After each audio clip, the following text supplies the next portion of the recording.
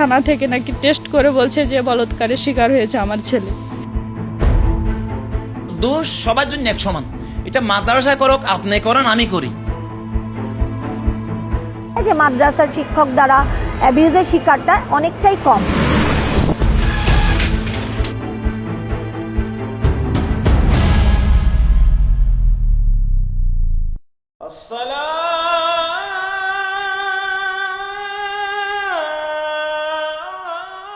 ইসলাম ধর্মের আদিকাল থেকেই কওমি মাদ্রাসা শিক্ষা ব্যতিক্রমী এবং অনন্য। এখানকার শিক্ষার্থীরা নীতি, নৈতিকতা, নিয়মানুবর্তিতা, সমাজ, রাষ্ট্র এবং ধর্মীয় শিক্ষায় একজন ধর্মপ্রাণ ও আদর্শবান মানুষ হয়ে ওঠে।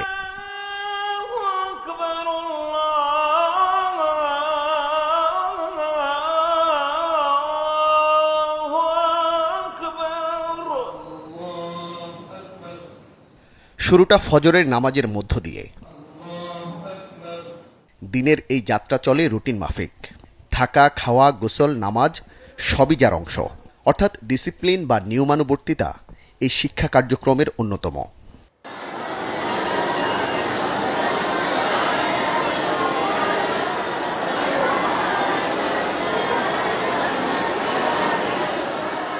তবে সময়ের সঙ্গে এই অঙ্গনের প্রভাব ছড়িয়েছে দেশ, সমাজ ও রাজনীতি তথা রাষ্ট্রেও। গত কয়েক বছর এই শিক্ষা ব্যবস্থা ঘিরে নানা ঝড়ঝঞ্ঝার পাশাপাশি অসংখ্য প্রশ্ন রয়েছে। তবে তারপরও নিজস্ব গতিতে এগিয়ে চলছে এই শিক্ষা ব্যবস্থা।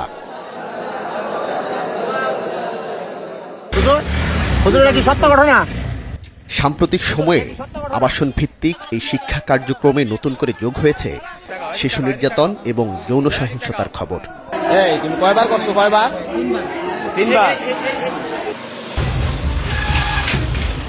যার কিছু সত্য, আর কিছু নিয়ে উঠেছে গুরুতর প্রশ্ন। থানা থেকে নাকি টেস্ট করে বলছে যে বলাৎকারের শিকার হয়েছে আমার ছেলে। তো আমার ছেলে আমাকে কোনোদিন বলেনি। চাঁপাইনবাবগঞ্জের বাসিন্দা টুকুয়ারা খাতুনের গল্পটাও তেমনি। অভাবের সংসারে সন্তানকে মানুষের মতো মানুষ বানাবেন, ধর্মীয় শিক্ষায় আলোকিত করবেন, এই স্বপ্নে সন্তানকে পাঠিয়েছিলেন মাদ্রাসায়। মাদ্রাসার ছাত্ররা বলছে যে আমার ছেলে নাকি সেদিন অনেক আনন্দের সাথে দিন কাটিয়েছিল। চাঁপাই থেকে কয়েক শত কিলোমিটার দূরে রাজধানীর বনশ্রীর সি ব্লকের আলোকিত কোরআন হিফজ মাদ্রাসার আবাসিক ছাত্র ছিল আব্দুল্লাহ। কিন্তু এই আবাসিক শিক্ষা প্রতিষ্ঠানেই ঘটে যায় দুর্ঘটনা। আর আব্দুল্লাহ থাকতো হচ্ছে এই খাটে। যেদিন এই ঘটনাটা ঘটে সেদিন আসরের পরেও সে যে এখানে একটা বল আছে দেখতেছেন, মানে ব্যাগ দিয়ে এই বলটা সে বানাইছে। আর ঘটনাটা যেখানে ঘটে সেটা হচ্ছে এই ওয়াশরুম। 19 মের সেই ঘটনা সম্পর্কে ধারণা দিচ্ছিলেন সংশ্লিষ্ট মাদ্রাসার পরিচালক আব্দুল্লাহ আল মামুন, যিনি ঘটনার পর অভিযুক্তের সাথেও কথা বলেন। তোমার নামে বিচার আসছে, তো তুমি এগুলা কি সত্যি না মিথ্যা? বলছে আমি খারাপ কথা তাদের কাছে বলছিলাম, সত্য স্বীকার করছি। খাট, বিছানা সবই আছে, নেই শুধু আব্দুল্লাহ। আব্দুল্লাহর মৃত্যুর পর আত্মহত্যা বলা হলেও ময়নাতদন্ত প্রতিবেদনে উঠে আসে ভিন্ন তথ্য। রামপুরা থানা পুলিশের এসআই সাইফুল ইসলাম ঘটনায় দায়ের করা মামলাটি তদন্ত করছেন। আমরা ভিকটিমের ফরেনসিক মেডিকেল ডক্টরের মাধ্যমে আমরা রেকটাল অ্যানাল সোয়াব কালেক্ট করি, যেটা আমরা ডিএনএ ল্যাবে পাঠিয়েছি সিআইডির। অনুরূপভাবে আসামিকে আমরা জেলখানা থেকে এনে আমরা আসামির ডিএনএ স্যাম্পল কালেক্ট করেছি। এখন ডিএনএ স্যাম্পল কালেক্ট করে আমরা প্রোফাইলিংয়ের জন্য পাঠিয়েছি।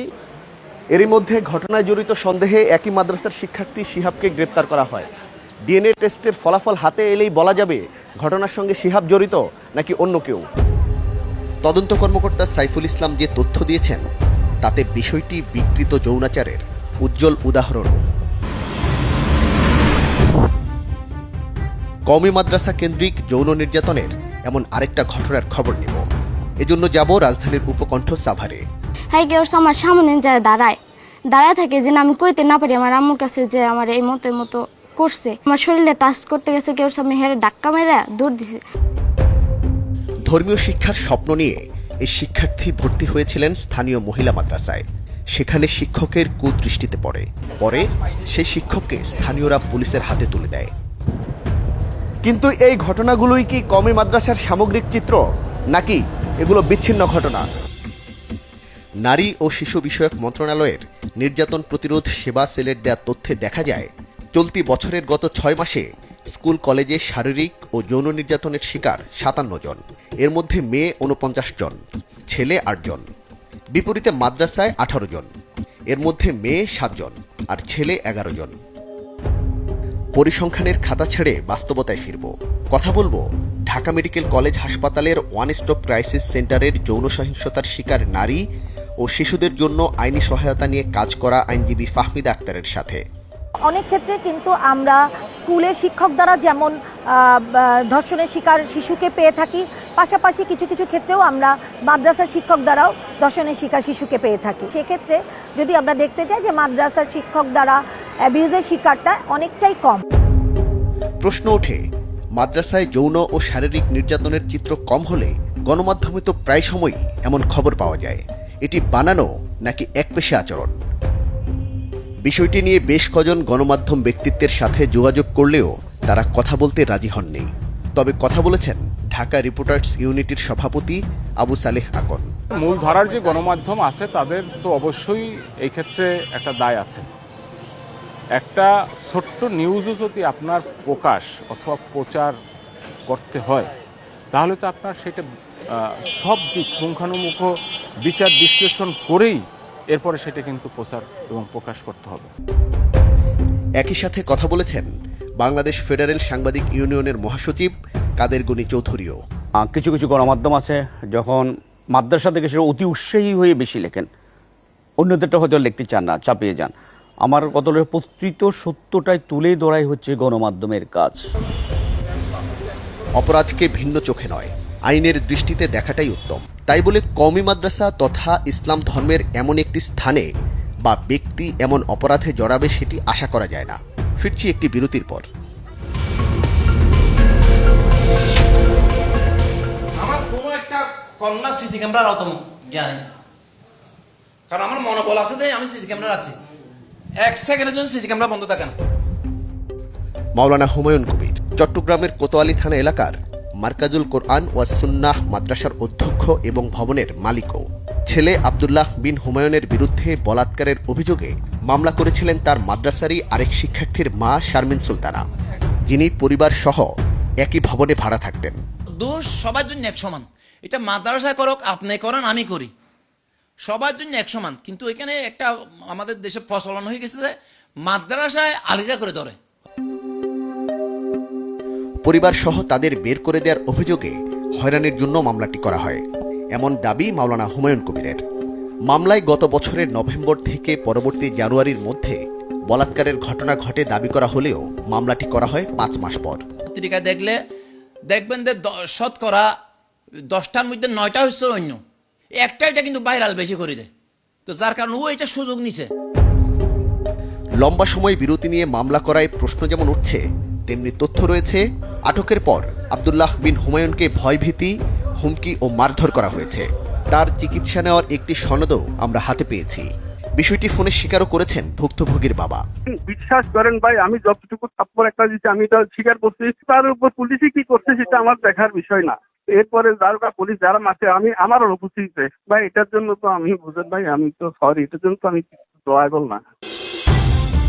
শুরুতে মাওলানা হুমায়ুন কবির যে দাবি করেছিলেন তাহলে সেটি কি সত্য, নাকি মাদ্রাসা শিক্ষকদের বেলায় আইন ভিন্ন? বিষয়টি স্পষ্ট হতে মুন্সিগঞ্জের হাসারা এলাকায় আরেকটি ঘটনার খবর নেব। টিনশেডের এই মাদ্রাসার এক শিক্ষার্থী 4 বছর আগে মারা যান। ঘটনার তথ্য প্রমাণ বা অভিযুক্ত হিসেবে নাম না থাকলেও আবুল হাসান নামের এই শিক্ষককে গ্রেফতার করা হয়। পিবিআই দীর্ঘ সময় তদন্ত করে তারা চুলসিরা বিশ্লেষণ করে আমাকে কোনো দোষারোপ করতে পারে নাই। নির্দোষ প্রমাণ করে আমাকে তারা একটা ফাইনাল রিপোর্ট চার্জশিট তারা দিয়ে থাকে। প্রকৃত হত্যাকারী কে তা শনাক্ত না করে অথবা প্রমাণ ছাড়া কেন আবুল হাসানকে গ্রেপ্তার করা হলো?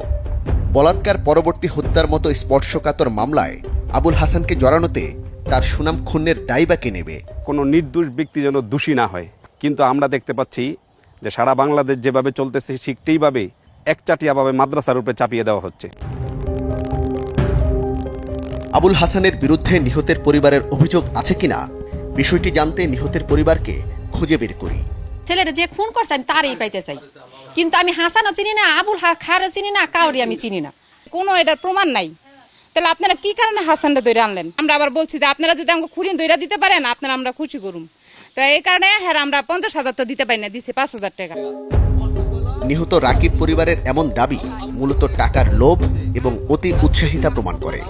পিবিআই এর মতো একটি পেশাদার সংস্থার তদন্ত কর্মকর্তার বিরুদ্ধে এমন অভিযোগ অনেক প্রশ্ন উত্থাপন করে। সব মিলিয়ে আর কি দেখা গেল যে আমাদের উদ্যোতন কর্তৃপক্ষের সাথে আলাপ আলোচনা করে হাসানকে নেওয়া হয়েছিল। ঊর্ধ্বতন কর্মকর্তাকে খুশি করতে বেআইনি গ্রেফতারের খড়গে একজন মাদ্রাসা শিক্ষক গ্রেপ্তার হলেন, জেল খাটলেন এবং সবশেষে তদন্তেও খালাস পেলেন। মাদ্রাসা শিক্ষক বলেই এমন হেনস্থা? চলুন এবার ভিন্ন কিছু দেখি। গত এপ্রিলে সামাজিক যোগাযোগ মাধ্যমে ভাইরাল হয় শিক্ষার্থীকে মারধরের এই ভিডিও। নরসিংদীর একটি পৃথক ঘটনার সঙ্গে মিলিয়ে এটিকে বাংলাদেশের ঘটনা বলে প্রচার করা হয়। কিন্তু ভারতীয় সংবাদ মাধ্যম রিপাবলিক ওয়ার্ল্ড এবং উত্তরপ্রদেশ পুলিশের তথ্য বলছে এটি ভারতের সাহারানপুর জেলার একটি মাদ্রাসার ঘটনা, অর্থাৎ ভিন্ন দেশের ভিডিওকে বাংলাদেশের বলে ছড়িয়ে দেওয়া হয়েছে। টার্গেট করে হেনস্থা করার সাথে প্রচারকে কিভাবে অপপ্রচার করা হয় তার আরও কিছু তথ্য নিয়ে ফিরছি আরেকটি বিরতির পর।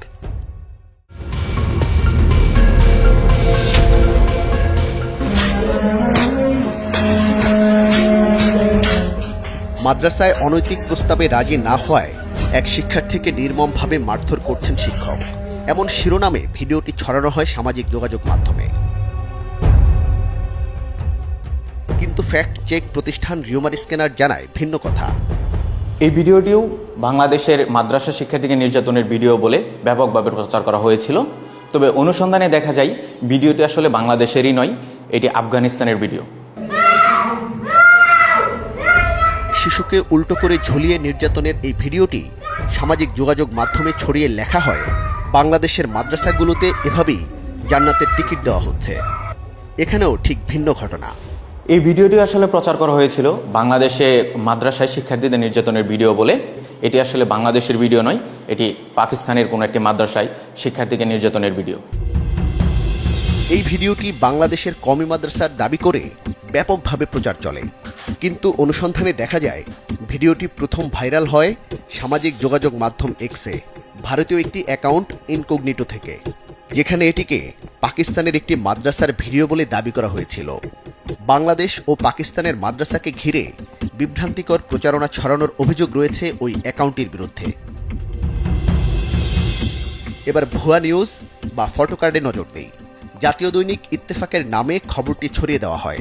পাবনায় 16 জনের এইডস শনাক্ত, 7 জনই কওমি মাদ্রাসার শিক্ষক।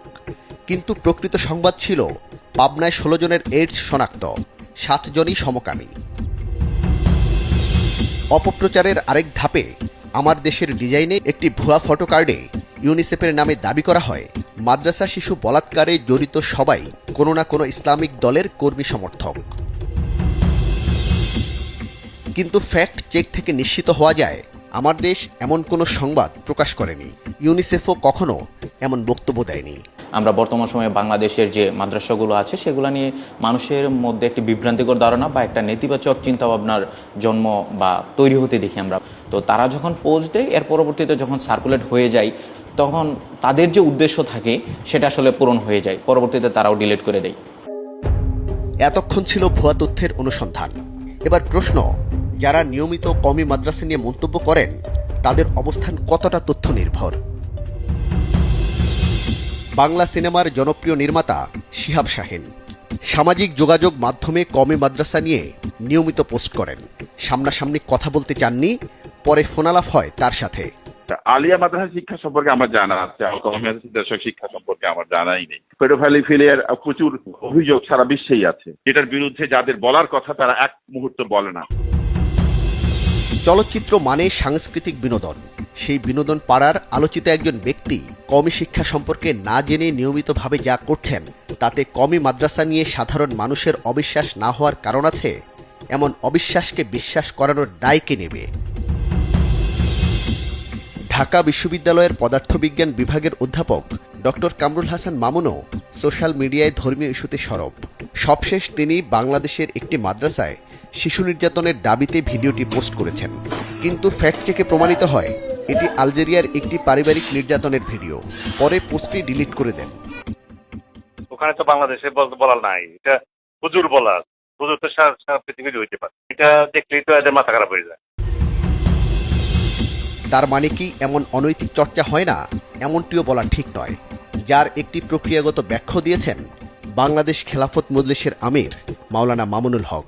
মূলত বেসিক কারণ হলো যে এইভাবে এই ফ্যামিলি থেকে আলাদা হয়ে একসাথে যে কোনো পুরুষ বা ছেলেদের একত্রে বসবাস করা, থাকা, রাত্রি যাপন করা, এগুলোই হলো এই দুর্ঘটনাগুলোর মূল কারণ।